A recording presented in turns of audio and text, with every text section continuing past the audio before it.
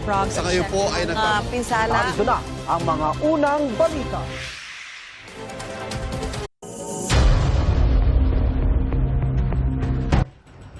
Kapapasok lamang po na balita, tinanggap na ni Senador Alan Peter Cayetano na hindi na siya ang Senate President.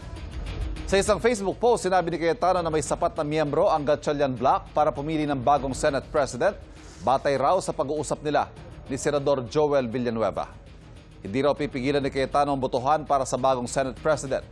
Binabati raw ni Cayetano kung sino man ang mapipiling Senate President at tiniyak niya na makikipagtulungan siya sa bagong liderato.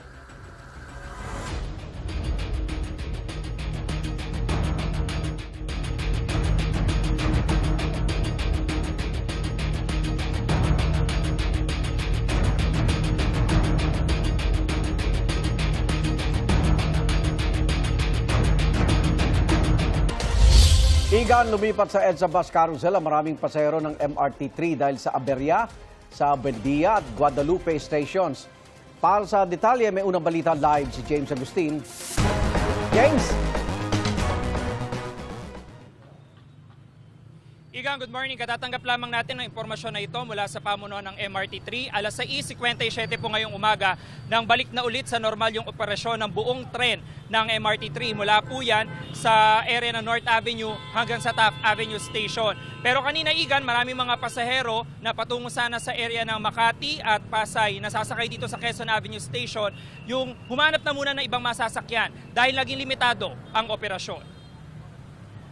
Sa anunsyo ng pamunuan ng MRT3 kanina, nagpatupad ang limitadong operasyon mula sa North Avenue hanggang sa Shaw Boulevard stations sa parehong northbound at southbound bandang alas 5:50 ng umaga. Ang dahilan niyan, technical issue sa pagitan ng Buendia at Guadalupe stations. Nagkaroon ng problema ang isa nitong tren na tinutugunan na ngayon. Humingi na paumanhin at pangunawa ang pamunuan ng MRT3 sa abalang naidulot ito sa mga pasahero.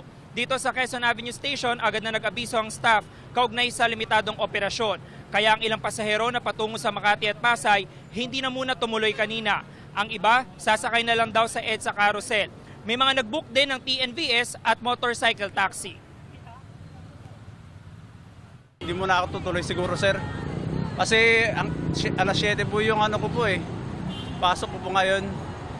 Baka hindi na po ako makakapasok po ng site po namin. Hindi ko alam kung anong problema, bakit Shaw Boulevard lang eh. Pero siguro magkakarousel na lang ako.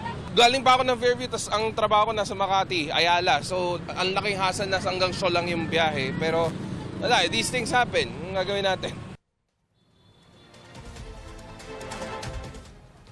Samantala, Igan, papakita ko lamang yung sitwasyon dito sa Quezon Avenue Station ngayon. Marami-rami mga pasahero na papasok pa rin sa estasyon dahil isa to dun sa mga estasyon ng MRT na marami talagang pasahero tuwing umaga. At nawala na yung staff dito sa may bandang harapan na nag-aanunsyo na limitado yung operasyon dahil nga alas 6:57 ngayong umaga, inanunsyo ng pamunuan ng MRT3 na balik na sa normal yung mismong operasyon mula North Avenue hanggang Taft Avenue. Pero dahil nga po yan, may epekto pa rin ngayon yung naging aberya. Halos isang oras kasi na naging limitado yung operasyon nitong MRT3, kaya naipon din yung mga pasahero. Yung muna yung latest mula po rito sa Quezon City. James Agustin, GMA News.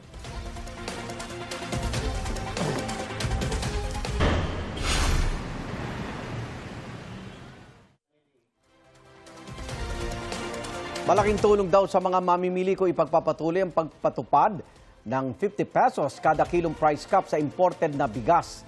Live mula sa Marikina, may unang balita si EJ Gomez. EJ! Igan, good morning. Irirekomenda nga ng Department of Agriculture na i-extend ang 50 pesos na price cap sa imported rice. Hiling naman ng mga mamimili, sana raw madesisyonan agad para raw may mabibilhan sila ng murang bigas. Nitong Sabado, June 13 pa, natapos ang 30 araw na price cap sa presyo ng imported na bigas. Dito sa Marikina City, may ilang tindahan na nagbebenta pa rin ng 50 pesos na kada kilo ng imported rice. Ayon sa mga nagtitinda, may stocks pa naman daw kasi sila na pwede nilang ibenta sa 50 pesos kada kilo. Plano ng Department of Agriculture na palawigin ang 50 pesos na price cap sa imported rice para may mabiling bigas sa mga consumer at na nasa abot kayang presyo at maprotektahan ng local farmers. Ang rekomendasyon pag-uusapan sa National Price Coordinating Council. Ilang mamimili naman ang nagsabi na good news ito lalo tumataas ang presyo ng ibang bilihin. Mahirap po biglayin yung customer kasi nga po galing po sila sa mababa tapos bigla mong mahirapan po ang customer sa ganun. Kaya lang po, dandahan lang po. Para din naman po sa tao makatulong din. Kasi alam naman yung yan naman purpose yata ng gobyerno. Para sa akin, as a single parent pa rin, malaking kagaanan din sa akin. Sa hirap ng buhay ngayon. Kaya napakalaki talaga ng maitutulong nun. Kung matutuloy-tuloy nga yung ganon.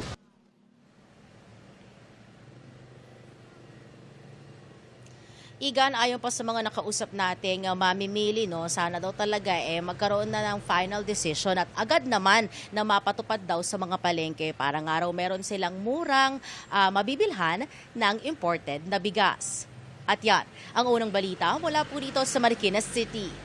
EJ Gomez, GMA News. Naghain ng petisyon sa Korte Suprema ang 9 na senador ng Cayetano Bloc para ipawalang bisa ang sesyon sa Senado noong June 3 na nagpahintulot ng rigodon sa Senado. Tanong ng isang miyembro ng Gatchalian Bloc, bakit tila timing yan sa special session mamaya? May unang balita si Sandra Aguinaldo. The 69th session of the Senate in the first regular session of the 20th Congress is hereby called to order.